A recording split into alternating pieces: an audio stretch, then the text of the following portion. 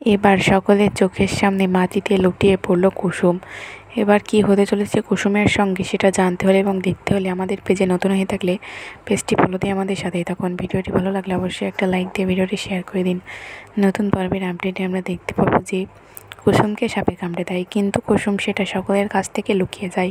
সে মনে করে যে সে যদি সকলকে বলে দেয় তাহলে তার দেবী মায়ের সমস্ত কাজ পণ্ড হয়ে যাবে শুধুমাত্র তার জন্য। এত কষ্ট করে তিনি সেই সকাল থেকে এত কিছু করছে, আমার জন্য সব কিছু নষ্ট হয়ে যাবে, এটাই বলতে থাকি কুসুম।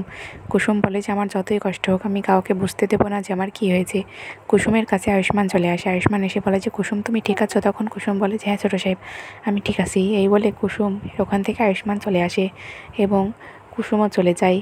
এবং ইন্দ্রাণীকে কুসুম যখনই প্রসাদ দিতে চায় তখনই কুসুম তার দীপালি পিসির পাশে দাঁড়িয়ে থাকে। হঠাৎ করে কুসুম প্রসাদটা হাতে নিয়ে সেটা খাওয়ার আগে মাটিতে লুটিয়ে পড়ে।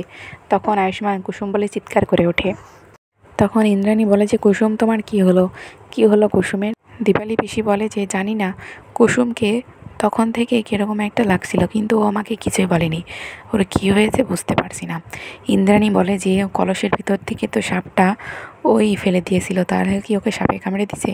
এই বলে তখন আয়ুষ্মান এবং সকলে কুসুমের হাতটা বাঁধা দেখে তাদের সন্দেহ হয় যে কুসুমের হয়তো কিছু একটা হয়েছে। তখন সেটা দেখে তারা দেখে যে কুসুমকে সাপে কামড়েছে। এটা দেখে আয়ুষ্মান বলেছে মা এই দেখো এটা সাপে কামড়ের দাগ না, কুসুমকে সাপে কামড়েছে।